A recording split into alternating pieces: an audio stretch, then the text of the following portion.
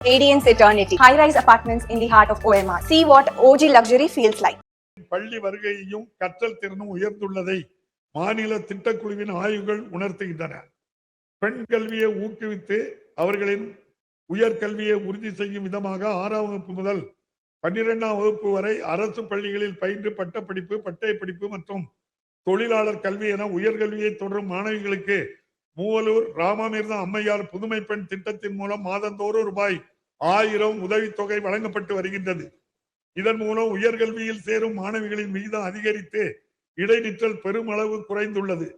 நாட்டிலேயே அதிக அளவாக உயர்கல்வி சேர்க்கையை தமிழ்நாடு பெற்றுள்ளது. இத்திட்டத்தின் பங்களிப்பு முக்கியமானதாகும். குடும்பத்தின் வளர்ச்சிக்கும் பொருளாதாரத்திற்கும் பங்களிக்க வேண்டும் எனும் பெரும் கனவோடு தங்கள் இருப்பிடங்களை விட்டு நகரங்களுக்கு வரும் பெண்களுக்கு நவீன வசதிகளுடன் நியாயமான கட்டணத்தில் பாதுகாப்பான தங்கும் வசதியை பெற்றிட 19 தோழி விடுதிகள் ஏற்படுத்தியுள்ளன. இத்தகைய திட்டங்கள் மூலம் இந்தியாவிலேயே தொழிற்சாலைகளில் பணிபுரியும் பெண் ஊழியர்களை அதிகமாக கொண்ட 40.3% மாநிலமாக தமிழ்நாடு திகழ்கிறது. முத்தமிழறிஞர் கலைஞர் அவர்களின் காலத்தில் தொடங்கப்பட்ட மகளிர் சுய உதவி குழு இயக்கம் இன்று ஆள்போல் தலைத்து ஒரு மாபெரும் மக்கள் இயக்கமாக மாண்புமிகு துணை முதலமைச்சர் அவர்களின் சீரிய தலைமையின் கீழ் இயங்கி வருகிறது. தமிழ்நாடு மகளிர் மேம்பாடு நிறுவனத்தின் கீழ் மொத்தம் 4.9 லட்சம் சுய உதவி குழுக்கள் ஊரக மற்றும் நகர்ப்புற பகுதிகளில் செயல்பட்டு வருகின்றன. கடந்த 5 ஆண்டுகளில் 1,34,000 கோடி ரூபாய் வங்கிக் கடனாக மகளிர் சுய உதவி குழுக்கு வழங்கப்பட்டுள்ளது. வயது முதிர்ந்தோர் மற்றும் மாற்றுத்திறனாளிகளின் நலனை கருத்தில் கொண்டு பொது விநியோக திட்டம் பொருட்களை அவர்களின் இல்லத்திற்கே சென்று வழங்கிடும் பொருட்டு மாண்புமிகு முதலமைச்சர் தாய்மானவர் திட்டத்தை இந்த அரசு அறிமுகப்படுத்தியுள்ளது. இத்திட்டத்தின் கீழ் 18,37,000 குடும்ப அட்டைகளில் உள்ள 27,55,000 வயது முதிர்ந்தோர் மற்றும் மாற்றுத்திறனாளிகள் பயனடைந்து வருகிறார்கள். பகல் நேரங்களில் வயது முதிர்ந்தோரின் பாதுகாப்பு மற்றும் அவர்களுக்கு ஆதரவான சூழலை உறுதி செய்யும் பொருட்டு அன்புள்ளம் கொண்ட நமது மாண்புமிகு முதலமைச்சர் அவர்களின் வழிகாட்டுதலின்படி 25 அன்பு சோலை இல்லங்கள் உருவாக்கப்பட்டு தமிழ்நாடு முழுவதும் செயல்பட்டு வருகின்றன. ஆதிதிராவிடர் பழங்குடியினர் கல்வி மற்றும் சமூக முன்னேற்றத்தின் முன்னெடுப்புகளுக்கு தனி கவனம் செலுத்தப்பட்டு பல்வேறு முன்னோடி திட்டங்கள் செயல்படுத்தப்பட்டு வருகின்றன. அண்ணல் அம்பேத்கர் அவர்களின் பிறந்த நாளை சமத்துவ நாளாக நமது அரசு கடைபிடித்து வருகிறது. தமிழ்நாட்டின் பழங்குடியினர் மொழி வளங்கள் முறையாக ஆவணப்படுத்தப்பட்டு வருகின்றன. மேலும் ஆதிதிராவிடர் மற்றும் பழங்குடியின மக்களின் சமூக பொருளாதார நிலையை உயர்த்த இதுவரை 3 லட்சம் இலவச வீட்டுமனை இணையவழி பட்டாக்கள் வழங்கப்பட்டுள்ளன. அயோத்திதாச பண்டிதர் குடியிருப்பு மேம்பாட்டு திட்டத்தின் கீழ் ஆதிதிராவிட மக்கள் வசிக்கும் பகுதிகளில் ரூபாய் 1000 கோடி மதிப்பிலான உட்கட்டமைப்பு வசதிகள் உருவாக்கப்பட்டு வருகின்றன. மேலும் பழங்குடியினர் வாழும் பகுதிகளை மேம்படுத்துவதற்காக தொல்குடி திட்டத்தின் மூலம் ரூபாய் 1000 கோடி மதிப்பில் உள்கட்டமைப்பு வசதிகள் மேம்படுத்தப்பட்டு வருகின்றன. பழங்குடியினருக்கான 315 கோடி ரூபாய் மதிப்பில் 7,255 வீடுகள் கட்டப்பட்டுள்ளன. இது மட்டுமல்லாது 246 கிராம அறிவுசார் மையங்கள் ஆதிதிராவிடர் மக்களுக்கும் பயனளிக்கும் வகையில் தேவையான வசதிகளுடன் அவர்களின் வாழ்விடங்களிலேயே அமைக்கப்பட்டு வருகின்றன. முதலமைச்சரின் ஆதிதிராவிடர் மற்றும் பழங்குடியினர் சமூக பொருளாதார மேம்பாட்டிற்கான தொழில் முனைவோர் திட்டம் CM அறை தொடங்கப்பட்டதில் இருந்து இதுவரை 8,440 பயனாளிகளுக்கு 164 கோடி ரூபாய் மானியம் மட்டும் வழங்கப்பட்டுள்ளது. கடந்த 5 ஆண்டுகளில் நன்னிலம் மகளிர் நிலமடமை திட்டத்தின் கீழ் 1026 ஆதிதிராவிட மகளிருக்கு ரூபாய் 50 கோடி மானியம் அளிக்கப்பட்டு அவர்கள் தற்போது நில உடைமையாளர்களாக உயர்ந்துள்ளனர். அவர்களின் குடியிருப்பு வசதி மற்றும் வாழ்வாதாரத்தினை மேம்படுத்தும் நடவடிக்கைகளில் சிறப்பு கவனம் செலுத்தப்பட்டு வருகிறது. அண்ணல் அம்பேத்கர் அயலக கல்வி திட்டத்தின் கீழ் அதிகபட்ச உதவித்தொகையாக 36 லட்சம் ரூபாய் உயர்த்தப்பட்டுள்ளது. இத்திட்டம் அறிமுகப்படுத்தப்பட்ட 2003ஆம் ஆண்டு முதல் 2021ஆம் ஆண்டு வரை மிக மிக குறைவாக 6 மாணவர்களே மட்டுமே பயனடைந்தனர். ஆனால் 2021 ஆண்டிலிருந்து இதுவரை 385 ஆயுதிராவிட மற்றும் பழங்குடியின மாணவர்களுக்கு 162 கோடி ரூபாய் உதவித்தொகை அளிக்கப்பட்டு அவர்கள் உலகெங்கிலும் உள்ள பல்வேறு புகழ்பெற்ற பல்கலைக்கழகங்களில் பயின்று வருகின்றனர். ஆதி திராவிட குடியிருப்புகளை குறிக்க பொதுவாக பயன்படுத்தப்படும் காலனி என்ற சொல் ஆதிக்கத்தின் அடையாளமாகவும் தீண்டாமையின் குறியீடாகவும் மாறிவிட்டதால் அச்சொல்லை அதிகாரப்பூர்வ ஆவணங்களில் இருந்தும் பொது பயன்பாட்டில் இருந்தும் நீக்குவதற்கு இந்த அரசு ஆணையிட்டுள்ளது. இதன் மூலம் பிறப்பினால் அனைவரும் சமம் செய்யும் தொழிலில் காட்டுகின்ற திறமையில் மட்டுமே வேறுபாடு காண முடியும் என்று ஐயன் திருவள்ளூரின் வாக்குக்கு மாண்புமிகு முதலமைச்சர் அவர்கள் செயல் வடிவம் அளித்துள்ளார்கள். அறியாமையால் இளைஞர்களின் பாதங்கள் அழிவு பாதையில் பயன்பட்டுவிடக் கூடாது என்பதற்காக போதைப் பொருட்கள் இல்லாத தமிழ்நாடு இயக்கம் இளைஞர்தம் அற உணர்வை வளர்த்திடும் வகையில் தந்தை பெரியார் நினைவு சொற்பொழிவு, மாநில அளவிலான சமூக நீதி பயிலரங்கம் போன்ற முன்னோடி திட்டங்கள் செயல்படுத்தப்பட்டு வருகின்றன. அரசு பள்ளி மாணவர்களுக்கு இளநிலை தொழிற்கல்வி படிப்புகளில் 7.5% உள்ஒதுக்கீடு அளிக்கும் திட்டத்தின் கீழ் கல்லூரிகளில் சேரும் மாணவர்களின் கல்வி, விடுதி மற்றும் போக்குவரத்து ஆகியவற்றுக்கான கட்டணத்தையும் அரசே ஏற்றுக்கொள்கிறது. இம்முன்னோடி திட்டத்திற்கு கடந்த 5 ஆண்டுகளில் 36,419 மாணவர்கள் பயன்பெறும் வகையில் 703 கோடி ரூபாய் நிதி ஒதுக்கம் செய்யப்பட்டுள்ளது. தேசிய நிறுவன தரவரிசை கட்டமைப்பின் NIRF இந்திய அளவில் உள்ள முதல் 100 உயர்கல்வி நிறுவனங்களில் 17 நிறுவனங்கள் அமையப்பெற்று தமிழ்நாடு தொடர்ந்து முதலிடத்தினை பெற்று வருகிறது. பெருந்தலைவர் காமராஜர் கல்லூரி மேம்பாட்டு திட்டத்தின் கீழ் கடந்த 4 ஆண்டுகளில் 909 கோடி ரூபாய் மதிப்பீட்டில் அரசு பொறியியல், கலை, அறிவியல் மற்றும் பல வகை தொழில்நுட்ப கல்லூரிகளில் கூடுதல் வகுப்பறைகள், ஆய்வகங்கள், பணிமனைகள், தகவல் தொழில்நுட்பம் உள்ளிட்ட அனைத்து உட்கட்டமைப்பு வசதிகளையும் மேம்படுத்தும் நடவடிக்கைகள் மேற்கொள்ளப்பட்டு வருகின்றன. மேலும் இவ்வரசின் மிகப்பெரிய சாதனைகளில் ஒன்றாக கடந்த 5 ஆண்டுகளில் 36 கலை மற்றும் அறிவியல் கல்லூரிகள் புதிதாக துவக்கப்பட்டுள்ளன. வளர்ந்து வரும் தகவல் தொழில்நுட்ப யுகத்தில் நம் மாணவர்கள் செயற்கை நுண்ணறிவு உட்பட தொழில்நுட்ப துறையில் உள்ள வாய்ப்புகளை முழுமையாக பயன்படுத்திடவும் அத்துறையில் அரிய சாதனை படைத்திடவும் தமிழ்நாட்டில் உள்ள அறிவியல், பொறியியல், வேளாண்மை மற்றும் மருத்துவம் உட்பட பல்வேறு கல்லூரிகளில் பயின்று வரும் 10 லட்சம் மாணவர்களுக்கு இந்த ஆண்டில் 2172 கோடி ரூபாய் மதிப்பீட்டில் மடிக்கணினிகள் வழங்கப்பட்டு வருகின்றன. அரசின் இத்தகைய முயற்சியின் மாணவர்கள் அறிவுத்திறனை மேம்படுத்துவதுடன் உலகளாவிய போட்டித்திறன் கொண்ட மனித வளமாக அவர்களை உருவாக்கும் ஒரு வலுவான அடித்தளமாக திகழ்கிறது. அறிவு, தொழில்நுட்பம், புத்தாக்க முயற்சிகளை தொடர்ந்து ஊக்குவிப்பதன் மூலம் தமிழ்நாடு மேலும் முன்னேறி இந்தியாவின் வளர்ச்சி பயணத்தில் முன்னணி மாநிலமாக தமிழ்நாடு விளங்கும் என்பதில் எந்தவித ஐயமும் இல்லை. மாணவர்தம் உயர்கல்விக்கு உதவும் வகையில் புதுமை பெண், தமிழ் புதல்வன் ஆகிய திட்டங்களின் கீழ் மாதந்தோறும் 1000 ரூபாய் வழங்கி அவர்களது கல்வி செலவில் ஏற்படும் பற்றாக்குறை தணிக்கப்படுகிறது. இத்திட்டங்களின் மூலமாக 12 லட்சத்துக்கும் மேலான மாணவ மாணவியர்கள் பயன்பெற்று வருகின்றனர். இத்திட்டங்களுக்கு கடந்த 5 ஆண்டுகளில் இந்த அரசு 1831 கோடி ரூபாய் ஒதுக்கீடு செய்துள்ளது.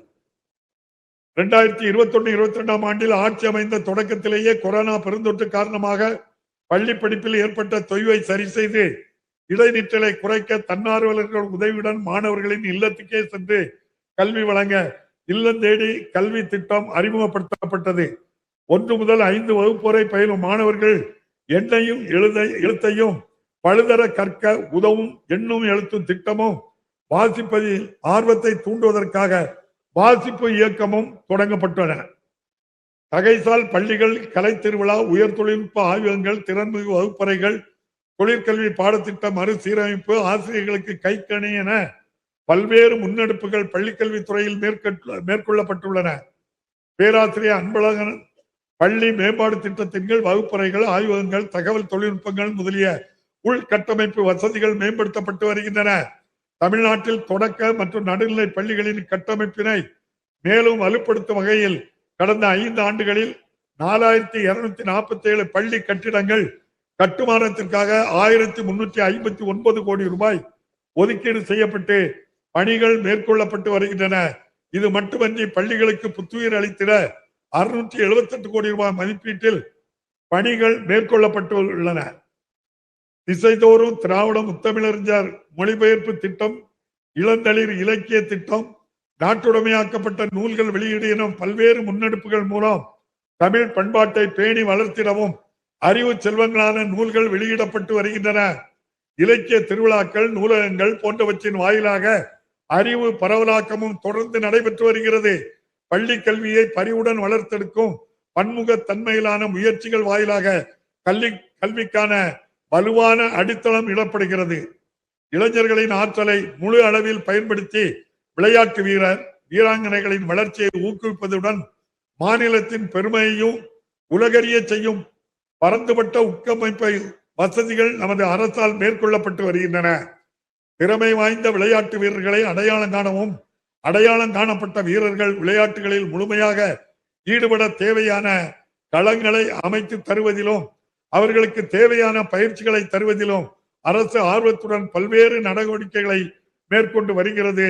உள்ளூர் அளவிலான விளையாட்டு வீரர்கள் மாநில அளவிலும் தேசிய அளவிலும் உலக அளவிலும் வெற்றி பெற தேவையான அனைத்து முயற்சிகளும் முழு மூச்சுடன் முன்னெடுக்கப்பட்டு வருகின்றன. செயற்கை இலை ஓடுபாதைகள், விளையாட்டு அரங்கங்கள், நீச்சல் குளங்கள், தரமான புதிய மாவட்ட விளையாட்டு வளாகங்கள் மற்றும் ஒலிம்பிக் அகாடமிகள் போன்றவை உருவாக்கப்பட்டு வருகின்றன.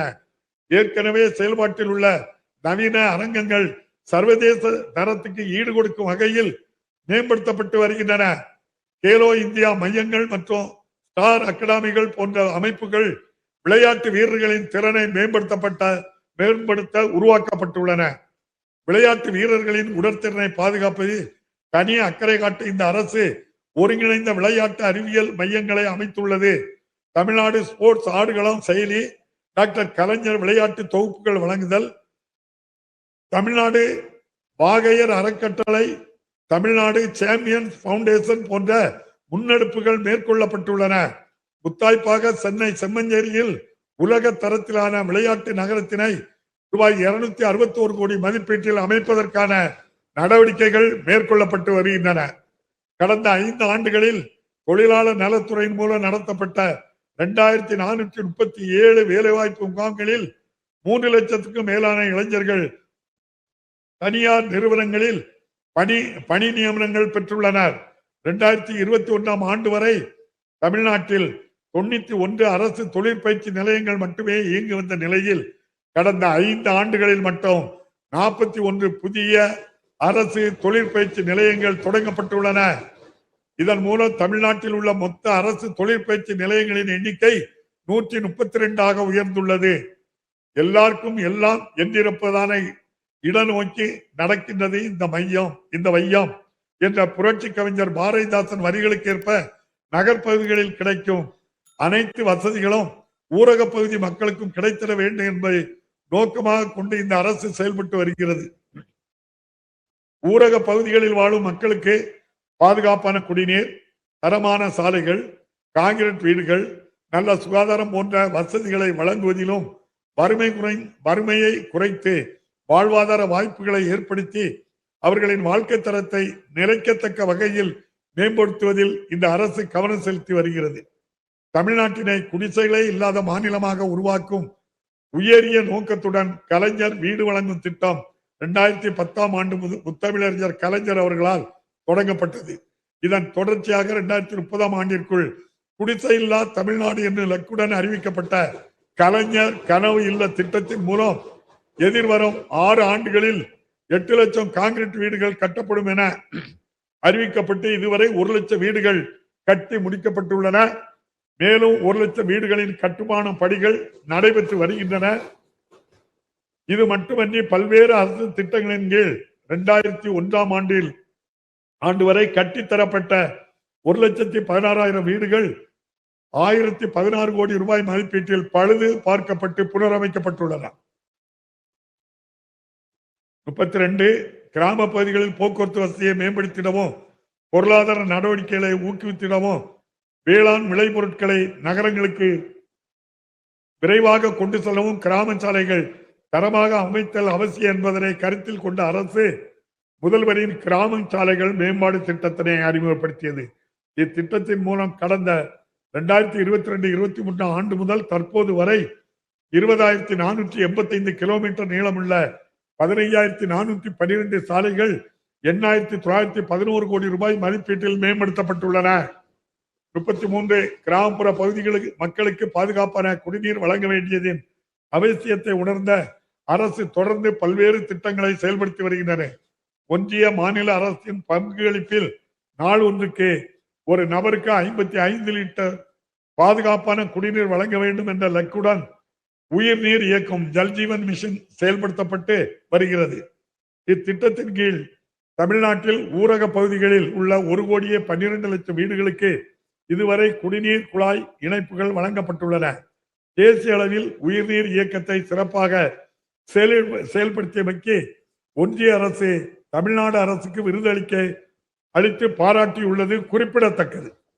இவ்வளவு சிறப்பாக தமிழ்நாடு அரசு செயல்பட்டு இருப்பினும் தமிழ்நாட்டுக்கு இத்திட்டத்தினை செயல்படுத்த விடுவிக்க வேண்டிய 3,112 கோடி ரூபாய் நிதியினை ஒன்றிய அரசானது கடந்த 1.5 ஆண்டுகளாக விடுவிக்கவில்லை.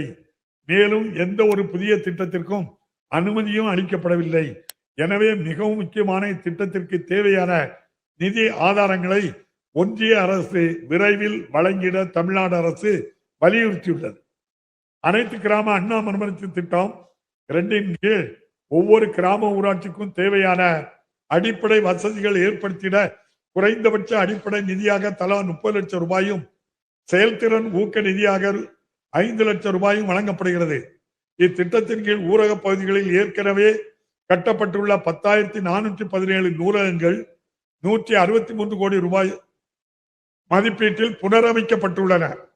35 அடுத்தபடியாக இந்த அரசின் மிகப்பெரிய சாதனைகளில் ஒன்றாக வருவாய்த்துறை மூலம் தாங்கள் குடியிருக்கும் மனைக்கு உரிமையின்றி இருந்த லட்சக்கணக்கான குடும்பங்களுக்கு வீட்டுமனை பட்டா வழங்கியதின் மூலம் இந்த அரசு அவர்களது வாழ்நாள் கனவை நிறைவேற்றியுள்ளது. சென்னை மற்றும் மாநிலத்தின் நகர்ப்பகுதிகளில் உள்ள குடியிருப்பு ஆக்கிரமிப்புகளை ஒருமுறை சிறப்பு வரைமுறைப்படுத்தும் திட்டத்தின் கீழ் இதுவரை 80,816 தகுதியான பயனாளிகளுக்கு பட்டா வழங்கப்பட்டுள்ளது. மேலும் சென்னை மற்றும் அதன் புறநகர் பகுதிகளில் 1980களில் தமிழ்நாடு நகர்ப்புற வாழ்விட மேம்பாட்டு வாரியம் மற்றும் தமிழ்நாடு வீட்டு வசதி வாரியம் மூலம் செயல்படுத்தப்பட்ட குடியிருப்பு திட்டங்களில் பட்டா வழங்குவதில் நிலவி வந்த நடைமுறை சிக்கல்களுக்கு தீர்வு காணப்பட்டு குறைந்த மற்றும் நடுத்தர வருமானமுடைய மக்கள் பயனடையும் வகையில் 1,42,00,000 பட்டாக்கள் வழங்கப்பட்டுள்ளன. பொதுமக்களுக்கு நிரந்தர வீட்டு வசதி, சமநிலை உரிமை மற்றும் அவர்களின் மாண்பை உறுதி செய்யும் விதமாக இந்த அரசு மாநிலம் முழுவதும் ஆயுதிராவிட பழங்குடியினர் உட்பட விளிம்பு நிலையில் உள்ள மக்களுக்கு கடந்த மே 2021 முதல் டிசம்பர் 2025 வரை 22,71,000 வீட்டு மனை பட்டாக்களை வழங்கியுள்ளது. இலங்கை தமிழர் மறுவாழ்வு முகாம்களிலும் வசிப்பவர்களின் வாழ்வு வளம் பெற 6,311 புதிய வீடுகள் 391 கோடி ரூபாய் செலவில் கட்டி முடிக்கப்பட்டுள்ள நிலையில் மேலும் 2,742 வீடுகள் 197 கோடி ரூபாய் மதிப்பீட்டில் கட்டித்தரும் பணிகள் நடைபெற்று வருகின்றன. 36 இந்திய அளவில் விரைவாக நகரமயமாகும் மாநிலங்களில் தமிழ்நாடு முதன்மையானது. பல்வேறு சவால்களையும் வாய்ப்புகளையும் இந்த நகரமயமாதல் உருவாக்குகிறது. எனவே நகர்ப்புற உட்கட்டமைப்பு, குடிநீர் வழங்கல், திடக்கழிவு மேலாண்மை, போக்குவரத்து, வீட்டு வசதி, சுற்றுச்சூழல் பேணுதல் ஆகியவற்றுக்கு அதிக முக்கியத்துவம் கொடுத்து அவற்றிற்கான திட்டங்களை வடிவமைத்து செயல்படுத்துவது அவசியமாகிறது. தமிழ்நாடு 37 தமிழ்நாடு எங்கும் பாதுகாக்கப்பட்ட குடிநீர் வழங்கும் வகையில் 87 குடிநீர் திட்டங்கள் 15,591 கோடி ரூபாய் மதிப்பீட்டில் நிறைவேற்றப்பட்டு 1,65,00,000 மக்கள் பயனடைந்து வருகின்றனர். சென்னை பெருநகர் குடிநீர் வழங்கல் வாரியத்தின் சார்பில் கடந்த 43 ஆண்டுகளில் முதல் முறையாக நாளொன்றுக்கு சராசரி 1000 மில்லியன் லிட்டர் குடிநீர் 2021 ஆண்டு அக்டோபர் மாதம் முதல் விநியோகிக்கப்பட்டு வருகிறது. பெருகி வரும் மக்கள் தொகைக்கேற்ப சென்னை மாநகரின் குடிநீர் தேவையை மேலும் நிறைவு செய்திட கோவள வடிநில பகுதியில் 342 கோடி ரூபாய் மதிப்பீட்டில் மாமல்லன் நீர்த்தேக்கத்தினை அமைப்பதற்கான பணிகளுக்கு மாண்புமிகு முதலமைச்சர் அவர்கள் அடிக்கல் நாட்டியுள்ளார்கள். இதன் மூலம் நாளொன்றுக்கு 170 மில்லியன் லிட்டர் குடிநீர் கூடுதலாக விநியோகிக்க முடியும். 38 கலைஞர் நகர்ப்புற மேம்பாடு திட்டத்தின் கீழ் ஆண்டுக்கு 1000 கோடி ரூபாய் ஒதுக்கீடு செய்யப்பட்டு 2504 கோடி ரூபாய் மதிப்பீட்டில் 5649 எண்ணிக்கையிலான பணிகள் முடிக்கப்பட்டுள்ளன. இத்திட்டத்தின் கீழ் தெருவிளக்குகள், சாலை மேம்பாடு, சமுதாய கூடங்கள், சந்தைகள், நூலகங்கள், பூங்காக்கள், எரிவாயு, தகன மேடைகள் உள்ளிட்ட பல்வேறு பணிகள் மேற்கொள்ளப்பட்டு வருகின்றன. 39 நமக்கு நாமே திட்டத்தின் கீழ் கடந்த 5 ஆண்டுகளில் 575 கோடி ரூபாய் ஒதுக்கீடு செய்யப்பட்டு பொதுமக்கள் பங்களிப்புடன் பல்வேறு உள்கட்டமைப்பு வசதிகள் ஏற்படுத்தப்பட்டுள்ளன. இத்திட்டத்தின் கீழ் ஆதிராவிடர் மற்றும் பழங்குடியினர் அதிக அளவில் பயன்பெறும் வகையில் பொதுமக்கள் பங்களிப்பு தொகை மொத்த மதிப்பீட்டில் 5 1 பகுதியாக நிர்ணயம் செய்யப்பட்டுள்ளது. தூய்மை பணியாளர்கள் தொழில் முனைவோராக மாற்றும் திட்டத்தின் கீழ் அவர்களின் சமூக பொருளாதார மேம்பாட்டுக்கு வழிவகை செய்யப்பட்டுள்ளது. 40 பொது போக்குவரத்தை மேம்படுத்திடும் வகையில் கடந்த 5 ஆண்டுகளில் மட்டும் 6871 புதிய பேருந்துகள் செயல்பாட்டுக்கு கொண்டு வரப்பட்டுள்ளன. மேலும் 5216 புதிய பேருந்துகள் கொள்முதல் செய்யப்பட்டு வருகின்றன. இது மட்டுமின்றி 3673 பேருந்துகள் புதுப்பிக்கப்பட்டுள்ளன. காற்று மாசுபடுவதையும் கார்பன் தடங்களையும் குறைத்திடும் முன் முயற்சியாக தமிழ்நாட்டின் வரலாற்றில் முதன்முறையாக 380 மின் பேருந்துகள் ரூபாய் 288 கோடி மதிப்பீட்டில் மாண்புமிகு முதலமைச்சர் அவர்களால் தொடங்கி வைக்கப்பட்டுள்ளன. 41 சமூக நீதி நோக்குடன் மக்கள் நல நாடு அரசாக செயல்பட்டு வரும் தமிழ்நாடு அரசு மக்களின் நல்வாழ்வை உறுதிப்படுத்துவதில் சிறப்பு கவனம் செலுத்தி வருகிறது. சென்னை கிண்டியில் தொடங்கப்பட்டுள்ள கலைஞர் நூற்றாண்டு உயர் சிறப்பு மருத்துவமனை 1000 படுக்கைகள் 15 அறுவை சிகிச்சை அரங்குகளுடன் சென்னையின் அடையாளங்களில் ஒன்றாக மாறியுள்ளது. மேலும் காஞ்சிபுரம் மாவட்டம் காரப்பேட்டையில் உள்ள அறிஞர் அண்ணா நினைவு புற்றுநோய் மருத்துவமனையானது 750 படுக்கை வசதிகளுடன் 6.66 லட்சம் சதுரடி பரப்பளவில் ஒரு ஒப்புயர்வு மையமாக செயல்படுத்தப்பட்டு வருகின்றது. 42 மக்கள் நலன் காக்கும் உயிர் காக்கும் இவ் அரசின் பல திட்டங்கள் பாராட்டுக்குரியவை. முதலமைச்சரின் விரிவான மருத்துவ காப்பீடு திட்டத்தில் பயனளிக்கும் பயனாளிகளுக்கான ஆண்டு வருமானம் 1,20,000 ரூபாயாக உயர்த்தப்பட்டு 5 லட்சம் ரூபாய் வரையிலும் மருத்துவ காப்பீடு ஆண்டுதோறும் வழங்கப்படுகிறது. இத்திட்டத்தின் கீழ் 2053 சிகிச்சை முறைகள் அங்கீகரிக்கப்பட்டு கடந்த 5 ஆண்டுகளில் 6769 கோடி ரூபாய் மதிப்பிலான காப்பீட்டு தொகை அனுமதிக்கப்பட்டுள்ளது. இத்திட்டத்தால் 1,45 லட்சம் குடும்பங்கள் பயனடைந்து வருகின்றன. இன்னுயிர் காப்போம் நம்மை காக்கும் 48 திட்டத்தின் மூலம் விபத்தால் பாதிக்கப்பட்ட 4 லட்சத்திற்கும் மேற்பட்டவர்கள் நலன் பெற்றுள்ளனர். 43 நோய் நாடி நோய் முதல் நாடி அது தணிக்கும் எனும் வள்ளுவனின் வழிகாட்டலின்படி செவ்வனே செயல்பட்டு வருகிறது. மக்களை தேடி மருத்துவ திட்டத்தின் கீழ் 2,51,00,000 பயனாளிகள் முதன்முறை சேவைகளை பெற்றுள்ளனர். 10,000க்கும் மேற்பட்ட பெண் சுகாதார தன் ஆர்வலர்கள் மூலம் அவர்களுக்கு தொடர் கவனிப்பும் அளிக்கப்பட்டு வருகின்றது. நோய்களை தொடக்க நிலையிலேயே கண்டறிந்து உரிய நேரத்தில் சிகிச்சை எடுக்க உதவும் நோக்கில் தொடங்கப்பட்ட நலங்காக்கும் ஸ்டாலின் திட்டத்தின் கீழ் தமிழ்நாடு முழுவதும் 986 சிறப்பு மருத்துவ முகாம்கள் நடத்தப்பட்டு இதன் மூலம் 15 லட்சத்திற்கும் மேலான மக்கள் உயர் சிறப்பு மருத்துவ சேவைகளை பெற்று பயனடைந்துள்ளனர். குழந்தைகள் முதல் முதியோர் வரை அனைவரின் வாழ்க்கை தரத்தினையும் மேம்படுத்தி கடைகோடி தமிழரின் முகங்களிலும் புன்னகையை மலரச் செய்திடும் நோக்கில் சமத்துவ சமூக நீதி கொள்கைகளை கடைபிடித்து வரும் நமது அரசு மாற்றுத்திறனாளிகளின் நலன் காத்திட பல்வேறு புரட்சிகரமான திட்டங்களை தீட்டி செயல்படுத்தி வருகிறது. 45 மாற்றுத்திறன் கொண்டோரை மாற்றுத்திறனாளி என்னும் கண்ணியமான சொல்லால் குறிப்பிட வேண்டும் என்பதை அறிவுறுத்தியதுடன் மாற்றுத்திறனாளிகளுக்கான பல்வேறு நலத்திட்டங்களை அறிமுகப்படுத்திய முத்தமிழறிஞர் கலைஞரின் வழியில் நடைபோடும் இந்த அரசு மாற்று திறன் கொண்டோரின் குறைபாடுகளை தொடக்க நிலையிலேயே கண்டறிந்து உரிய சிகிச்சை மற்றும் திறன் பயிற்சி அளிப்பதன் மூலம் அவர்கள் வாழ்வாதாரத்தை மேம்படுத்தும் நோக்கத்துடன் மாற்றுத்திறனாளிகள் உரிமைகள் திட்டத்தினை தமிழ்நாடு ரைட் செயல்படுத்தி வருகிறது. மாற்றுத்திறனாளிகளுக்கு சுயதொழில் தொடங்க கடனுதவி வழங்கப்படுகிறது. முதுகு தண்டுவடம் பாதிக்கப்பட்டவர்கள், அறிவுசார் குறைபாடு உடையோர், மனநலம் பாதிக்கப்பட்டவர்கள் ஆகியோருக்காக சிறப்பு இல்லங்கள் செயல்பட்டு வருகின்றன. 46 மாற்றுத்திறனாளிகள் வாழ்வில் மகுடம் சூட்டும் வகையில் தமிழ்நாட்டின் உள்ளாட்சி அமைப்புகளில் மாற்றுத்திறனாளிகளுக்கு நியமன முறையில் உறுப்பினராக்கும் வகையில் இந்த அரசு சட்ட திருத்தம் மேற்கொண்டுள்ளது.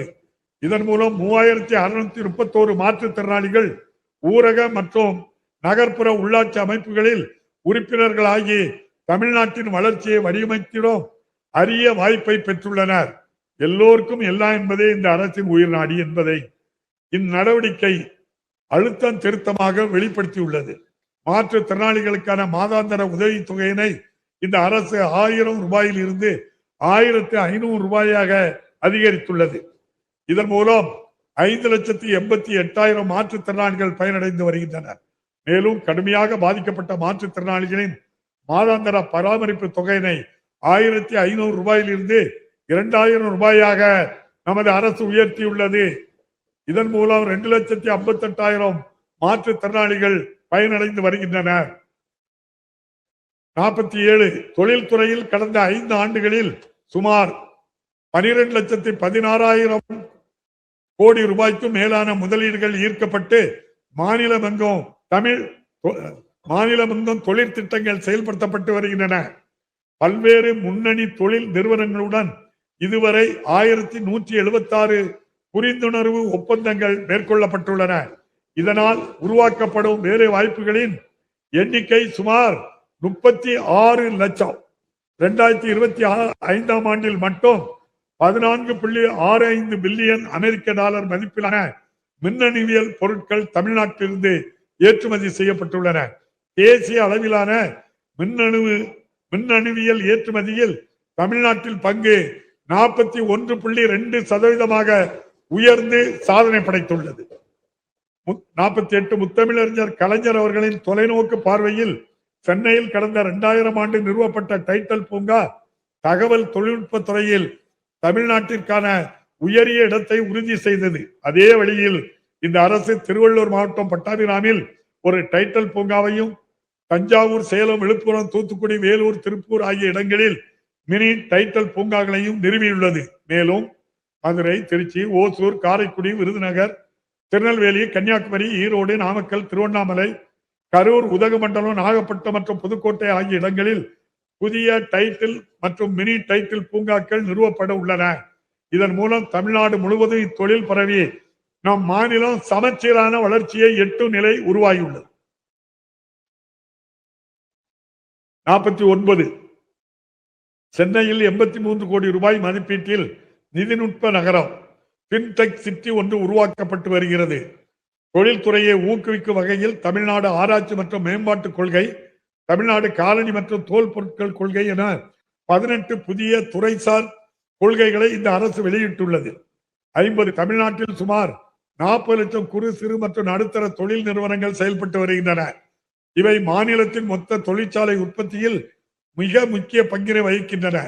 தமிழ்நாடு வர்த்தக வரவுகள் தள்ளுபடி முறை என்னும் திட்டம், கலைஞர் கைவினை திட்டம் உள்ளிட்ட பல்வேறு திட்டங்கள் மூலம் குறு, சிறு, நடுத்தர தொழில்களை ஊக்குவிக்கும் பல்வேறு நடவடிக்கைகள் மேற்கொள்ளப்பட்டுள்ளன. தமிழ்நாடு புத்தொழில் மற்றும் புத்தாக்க கொள்கையும் வெளியிடப்பட்டுள்ளது. உலக புத்தொழில் மாநாடு, தொழிற்பயிற்சி மற்றும் முகாம்கள் என பல முன்னெடுப்பு நடவடிக்கைகள் மேற்கொள்ளப்படுகின்றன. 51 தமிழ்நாட்டில் உயர்ந்து வரும் மின் தேவையை நிறைவு செய்துள்ள நோக்கில் உடன்குடி மற்றும் எண்ணூர் அனல் மின் நிலையங்களில் 2640 மெகாவாட் மின் உற்பத்தி திறன் கொண்ட புதிய அலகுகள் அமைக்கும் பணிகள் நிறைவு பெறும் தருவாயில் உள்ளன.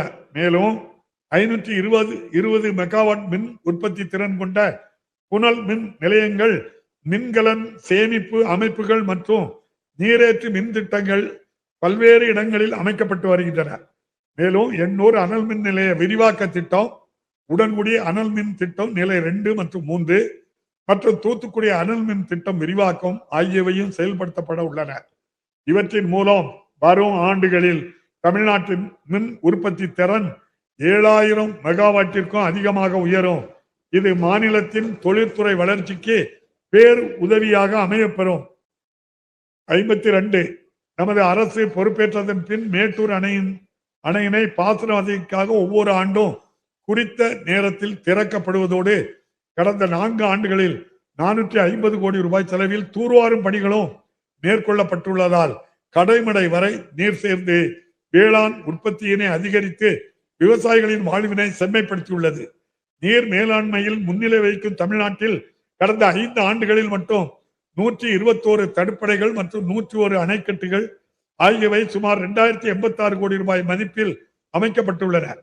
இவை மட்டுமன்றி அத்திக்கடவு அவிநாசி திட்டத்தினை செயல்பாட்டிற்கு கொண்டு வந்ததன் மூலம் இதுவரை 1045 நீர்நிலைகள் நிரம்பியுள்ளன.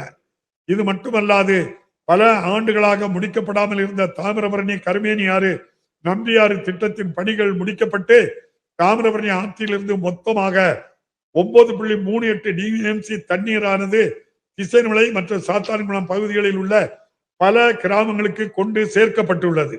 இத்திட்டத்தின் மூலம் கூடுதலாக 56,933 ஏக்கர் நிலங்கள் பாசன வசதி பெற்றுள்ளன. மாநிலங்களுக்கு இடையே பாயும் நதிகளின் நீரில் தனது நியாயமான பங்கினை பெறுவதற்கு தேவையான அனைத்து நடவடிக்கைகளையும் மாநில அரசு எடுத்து வருகிறது. நமக்கே உரிய நியாயமான நீர் பங்கீட்டில் நாம் ஒருபோதும் சமரசம் செய்து கொள்ள மாட்டோம்.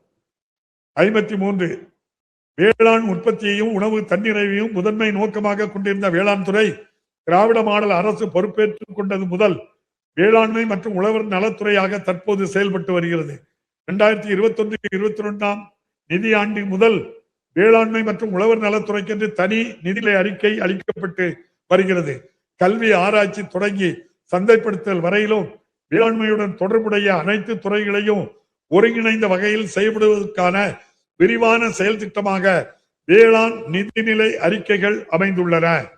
54 பண்பாட்டில் மட்டுமன்றி வேளாண்மையிலும் தமிழிலும் மரபுகளையும் பன்மைத்துவத்தையும் பேணி பாதுகாத்து வருகிறது.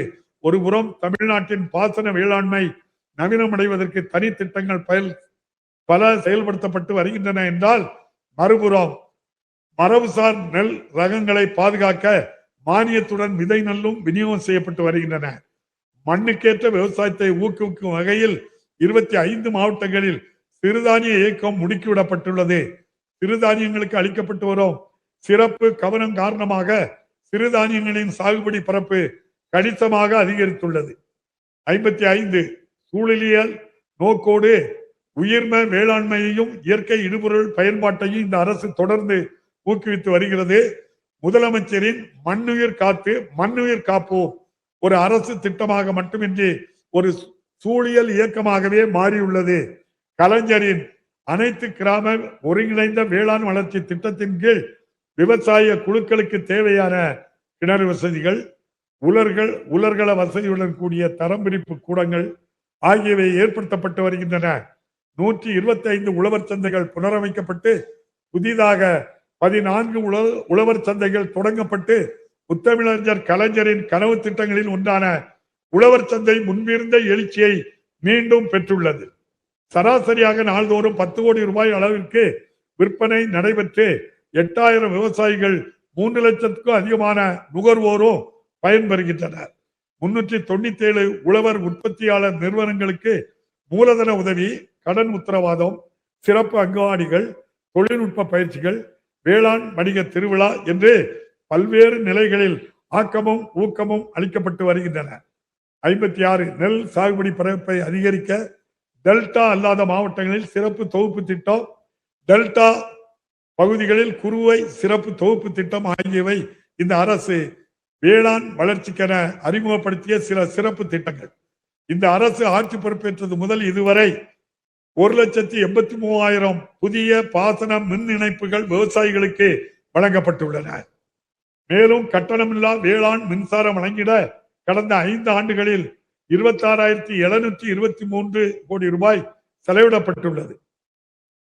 57 பசுமை போர்வை போர்த்திட சென்னை டாக்டர் ராதாகிருஷ்ணன் சாலையில் கலைஞர் நூற்றாண்டு பூங்காவை இந்த அரசு அமைத்துள்ளது. மேலும் சென்னை கிண்டியில் 118 ஏக்கர் பரப்பளவில் பல்வேறு இயற்கை சார்ந்த அனுபவங்கள் அளிக்கும் வகையில் உலக தர வாய்ந்த சுற்றுச்சூழல் பூங்கா அமைக்கப்பட உள்ளது.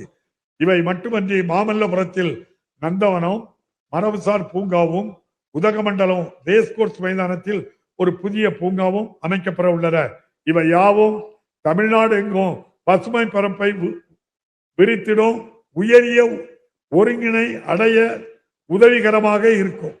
58 தொழில் வளாகங்களில் நகர்ப்புற நிலப்பகுதிகளிலும் உள்ளூர் தாவரங்கள், காற்றை சுத்திகரிக்கும் மரங்கள், மாசுகளை குறைக்கும் மர வகைகள் உள்ளடக்கிய பசுமை வளையங்களை உருவாக்கி அறிவியல் அடிப்படையில் மறுவனமாக்கும் திட்டங்களை தமிழ்நாடு அரசு செயல்படுத்தி வருகிறது. பசுமை தமிழ்நாடு இயக்கம் மூலம் வனம் மற்றும் நகர்ப்புற பகுதிகள், கடலோர மற்றும் தொழில் வளாக பகுதிகளில் அதிக அளவில் மறு சீரமைப்பு பணிகள் மேற்கொள்ளப்பட்டு வருகின்றன.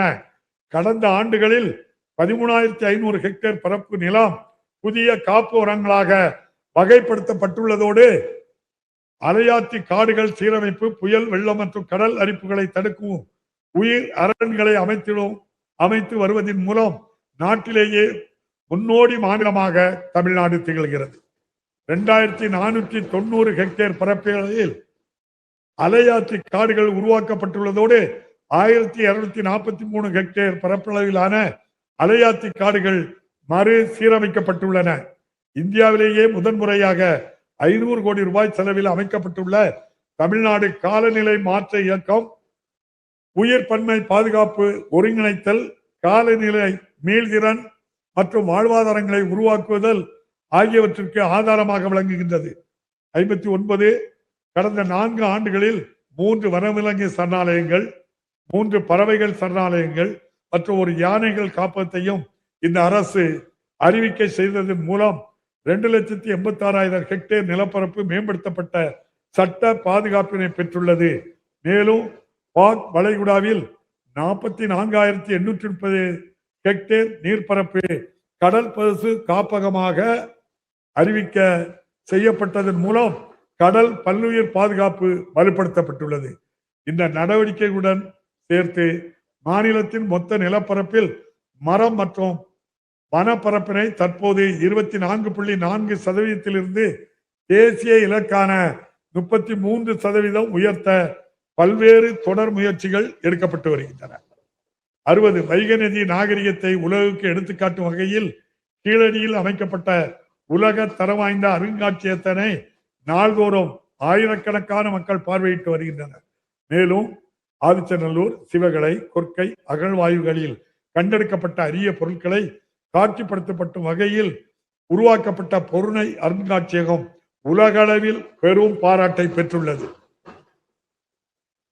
சரித்திர தேர்ச்சிகொள் என்ற மகாகவி பாரதியின் வாக்கு மக்கள் மனங்களில் உணர்வு பூர்வமாக வெளிப்பட்டு வருவதை பார்க்கிறோம்.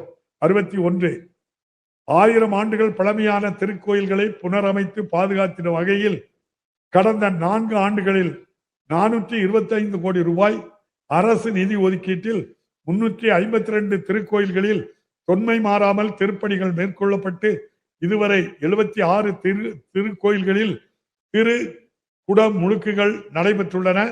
மேலும் தமிழ்நாடு எங்கும் 857 கோடி ரூபாய் மதிப்பீட்டிலான 28,229 திருப்பணிகள் நடைபெற்று வருகின்றன. 3,956 திருக்கோயில்களில் திருப்பணிகள் மேற்கொள்ளப்பட்டு திரு குடமுழுக்குகள் நடத்தப்பட்டுள்ளன. ஒருங்கிணைந்த பெருந்திட்ட வரைவின் கீழ் 19 முக்கிய கோயில்களில் 1,770 கோடி ரூபாய் மதிப்பீட்டில் திருப்பணிகள் மற்றும் அடிப்படை வசதிகளை ஏற்படுத்துவதற்கான பணிகள் நடைபெற்று வருகின்றன. திருக்கோயில்களுக்கு சொந்தமான 8,262 கோடி ரூபாய் மதிப்பீட்டிலான 8,037 ஏக்கர் நிலங்கள் ஆக்கிரமிப்பிலிருந்து நீக்கப்பட்டது மிகவும் பாராட்டுக்குரியது. 62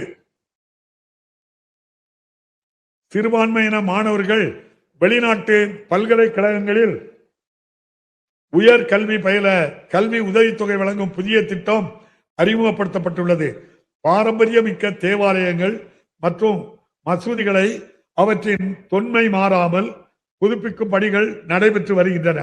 மேலும் ஹஜ் பயணிகளின் நலனுக்காக சென்னையில் 39 கோடி ரூபாய் மதிப்பில் ஹஜ் இல்லம் கட்டுமான பணிக்கான அடிக்கல் நாட்டப்பட்டு பணிகள் தொடங்கியுள்ளன. 63 மக்களின் கோரிக்கை மனுக்களை உடனுக்குடன் தீர்த்து வைப்பதை இந்த அரசு பொறுப்பேற்ற முதல் நாளில் இருந்தே முதன்மை கடமையாக கொண்டு செயல்பட்டு வருகிறது.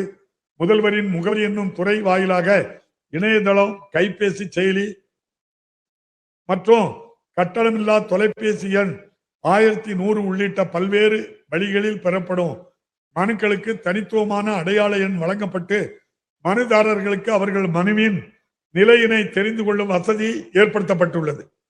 64 பொதுமக்கள் அதிக நாடும் சேவைகளை அவர்கள் இருப்பிடத்திற்கு அருகாமையிலேயே வழங்கிடும் வகையில் நவம்பர் 2023 முதல் மார்ச் 2025 வரை மக்களுடன் முதல்வர் திட்டம் 3 கட்டங்களாக செயல்படுத்தப்பட்டது. இத்திட்டத்தின் கீழ் 4000 நடத்தப்பட்டு 23,49,000 மனுக்களுக்கு தீர்வு காணப்பட்டுள்ளது. இத்திட்டம் மக்களிடையே பெரும் வரவேற்பை பெற்றதை தொடர்ந்து உங்களுடன் ஸ்டாலின் என்ற புதிய திட்டத்தில் ஜூலை 15, 2025 முதல் நவம்பர் மாதம் 2025 வரை 10,000 முகாம்கள் நடத்தப்பட்டன. இந்த சிறப்பு திட்டத்தின் கீழ் ஊரக பகுதிகளில் 15 துறைகளை சேர்ந்த 46 சேவைகளும், நகர்ப்புற பகுதிகளில் 13 துறைகளை சேர்ந்த 43 சேவைகளும் வழங்கப்பட்டன. இத்திட்டத்தில் 38,53,000 மனுக்கள் பெறப்பட்டு இதுவரை 36,62 மனுக்களுக்கு தீர்வு காணப்பட்டுள்ளன. மக்கள் கோரிக்கைகளுக்கு உடனடி தீர்வு காணும் சூழலை உருவாக்கி நாட்டிற்கே மக்கள் நல அரசிற்கான இலக்கணமாக இவ்வரசு திகழ்கிறது.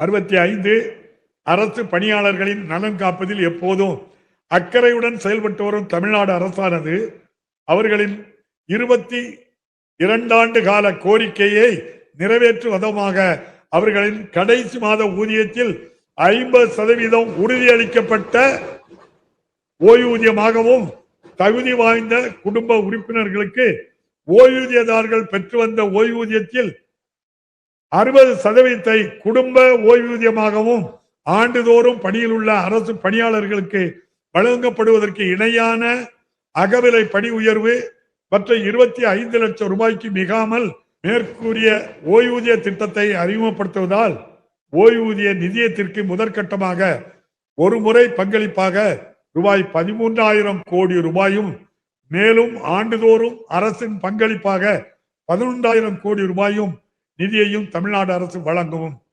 தமிழ்நாடு அரசு சந்தித்து வரும் கடுமையான நிதி நெருக்கடியிலும் அரசு பணியாளர்களின் நலன்களை காத்திடும் பொருட்டும் இந்த திட்டத்தை செயல்படுத்த அரசாணை வெளியிடப்பட்டுள்ளதை நான் மனமாற பாராட்டுகிறேன். அதே போன்று சிறப்பு காலமுறை ஊதியத்தில் பணியாற்றி வரும் பணியாளர்களின் சிறப்பு ஓய்வூதியம் குறித்து பல்வேறு கோரிக்கைகள் அரசு கனிவுடன் பரிசீலித்து உரிய ஆணைகளை விரைவில் வெளியிடும் என்பதை மகிழ்ச்சியோடு தெரிவித்துக் கொள்ள விரும்புகிறேன். 66 ஒன்றிய அரசு எதிர்மறை மனப்பான்மையுடன் மாநில அரசை அணுகி வருவதால் மாநில அரசுக்கு உரிய திட்டங்களுக்கான அனுமதி மற்றும் நிதி ஒதுக்கீடுகள் தொடர்ந்து நிராகரிக்கப்பட்டு வருகிறது. கவலைக்குரியது. தமிழ்நாடு அரசு செயல்படுத்தி வரும் பல்வேறு திட்டங்களுக்கு மாநில அரசின் கொள்கைகளுக்கு எதிரான நிபந்தனைகளை ஒன்றிய அரசு விதித்து அத்திட்டங்களை செயல்படுத்துவதில் பெரும் தடைகளை உருவாக்குவது மட்டுமல்லாமல் அத்திட்டங்கள் முற்றிலும் முடங்கும் சூழ்நிலையையும் உருவாக்கியுள்ளது. இது மாநிலத்தின் வளர்ச்சிக்கு பெரும் தடையாக உள்ளது. 67 பிக்ஜாம், பெஞ்சல் புயல்கள் போன்ற இயற்கை பேரிடர்களால் தமிழ்நாடு பெரும் சேதத்தை சந்தித்த நேரங்களில் மாநிலத்தின் நிவாரண உதவி கோரிக்கைகள் முழுமையாக ஏற்கப்படாமல் மிக சொற்பமான தொகை மட்டுமே ஒன்றிய அரசு விடுவித்தது ஏமாற்றம் தருகிறது. ஒருங்கிணைந்த கல்வி திட்டத்தின் சமக்கர சிக்ஷா அபியான் ஆண்டு பணி திட்டத்திற்கு திட்ட ஒப்பளிப்பு வாரியம் PAP அனுமதித்த தொகையை ஒன்றிய அரசு முழுமையாக விடுவிக்காமல் உள்ளது.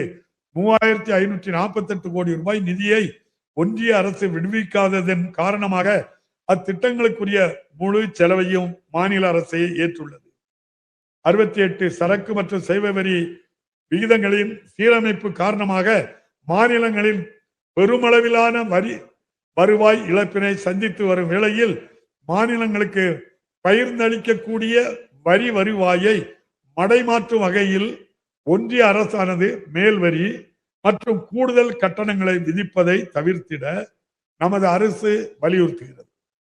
69 நாடெங்கும் ஊரக பகுதிகளில் பல கோடி ஏழை எளியோருக்கு, குறிப்பாக பெண்கள் மற்றும் ஆதிதிராவிட மக்களுக்கு ஊதிய வேலையை உறுதி செய்யும் மகாத்மா காந்தி தேசிய ஊரக வேலைவாய்ப்பு உறுதி திட்டத்தின் அடிப்படை நோக்கத்தினை சிதைத்திடும் வகையில் வளர்ச்சி அடைந்த இந்தியா ஊரக வேலைவாய்ப்பு உறுதி மற்றும் வாழ்வாதார இயக்கம் ஊரகம் பிபி ஜீராம்ஜி என்ற புதிய திட்டத்தினை ஒன்றிய அரசு அண்மையில் அறிவித்துள்ளது.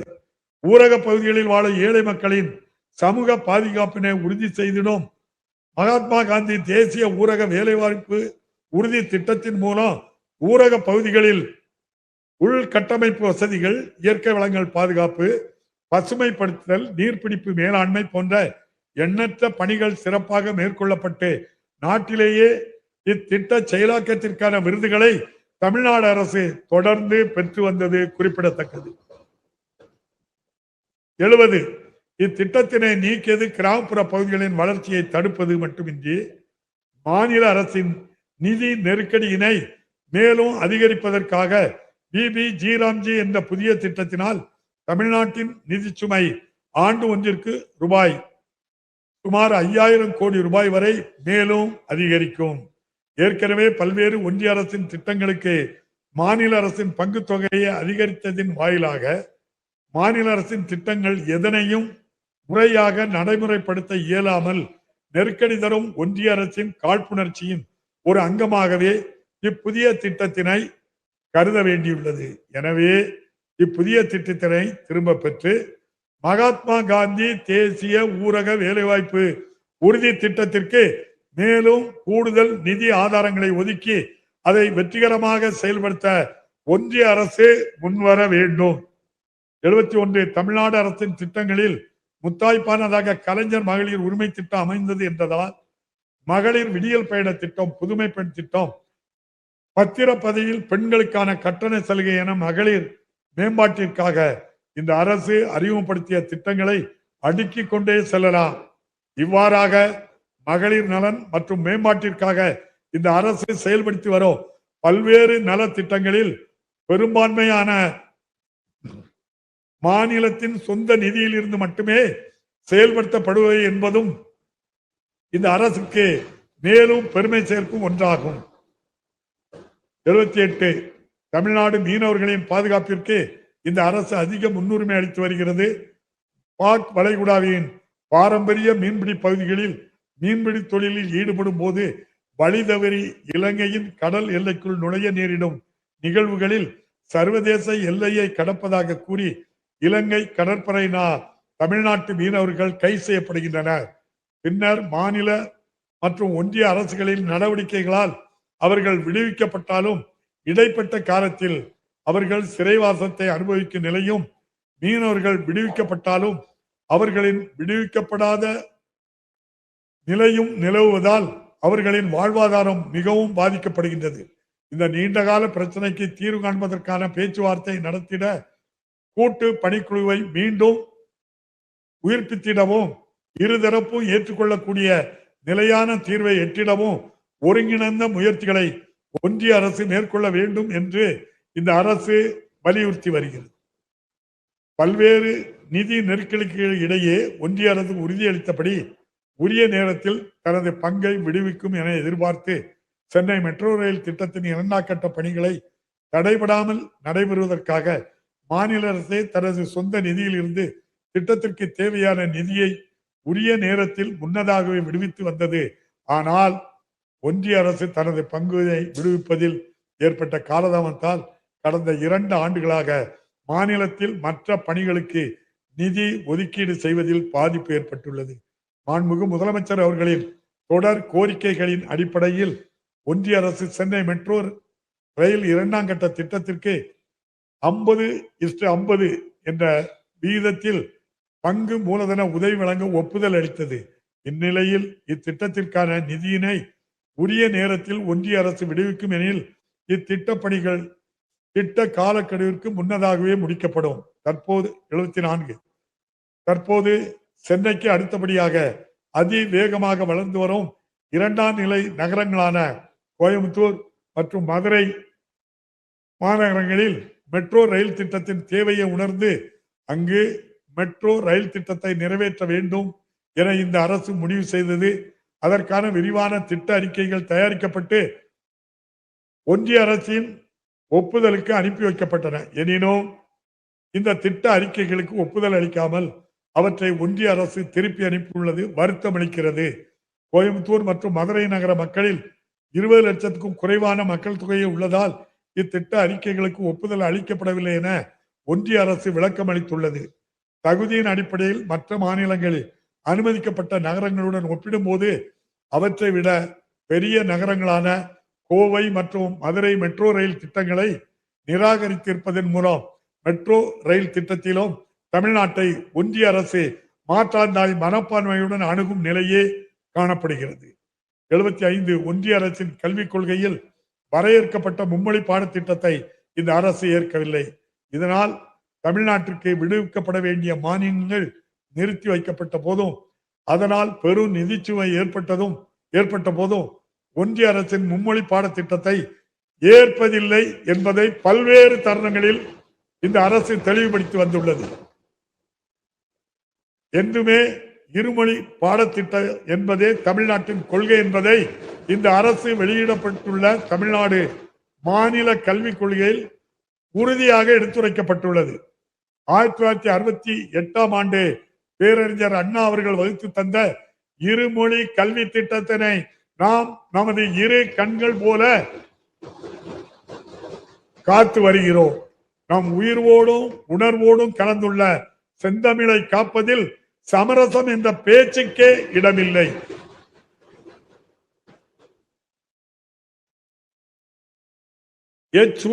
சூழ்நிலையிலும் இக்கொள்கையில் எவ்வித மாற்றத்தையும் மாண்புமிகு முதலமைச்சர் அவர்களின் தலைமையிலான இந்த அரசு ஒருபோதும் ஏற்காது. 76 இந்தி மொழி திணிப்பை எதிர்த்து மாமன்றம் பல்வேறு காலகட்டங்களில் தீர்மானம் நிறைவேற்றியுள்ளது. இவ்வரசு பொறுப்பேற்றதற்கு பின்னர் 2022 ஆண்டு ஒன்றிய அரசின் கல்வி நிறுவனங்களில் இந்தி மொழியே பயிற்று மொழியாக இருக்க வேண்டும் என்பன உள்ளிட்ட அலுவல் மொழி தொடர்பான பாராளுமன்ற குழுவின் பரிந்துரைகளை நடைமுறைப்படுத்தக்கூடாது என ஒன்றிய அரசினை வலியுறுத்தி இப்பேரவையில் ஒரு மனதாக தீர்மானம் நிறைவேற்றப்பட்டது. எனினும் தற்போது அனைத்து உயர்நிலை நிறுவனங்களிலும் 3ஆம் மொழி கற்பிக்க வேண்டும் என்று பல்கலைக்கழக மானிய குழு சுற்றறிக்கை வெளியிட்டுள்ளது. பல்கலைக்கழக மானிய குழுவின் இந்த நடவடிக்கையை மறைமுகமாக இந்தி தணிப்பாக மட்டுமே இவ்வரசு கருதுவதோடு இதனை நடைமுறைப்படுத்தக்கூடாது என ஒன்றிய அரசை இவ்வரசு வலியுறுத்துகிறது. 77 இவ்வகையில் உயர்தனி செம்மொழியின் பெருமையினை உலகிற்கு உலகறிய செய்திடவும் தமிழ்நாட்டின் உரிமைகளை போராடி பாதுகாத்திடவும் தமிழ் மக்களின் பெருங்கனவை நிறைவேற்றிடவும் எந்நாளும் ஓயாது உழைத்திட மாண்புமிகு முதலமைச்சர் அவர்களின் தலைமையிலான இந்த அரசு உறுதி பூண்டுள்ளது குறித்து நான் மனமாற பாராட்டுகிறேன். நாட்டின் பிற மாநிலங்களும் பின்பற்றும் வகையில் தமிழ்நாடு அரசு கடந்த 5 ஆண்டுகளில் அறிமுகப்படுத்திய பல வெற்றிகரமான திட்டங்கள் அனைத்துமே மக்களின் தேவையை அறிந்து அவர்களது வளமான வாழ்வு நலன் கருதியே வடிவமைக்கப்பட்டுள்ளன.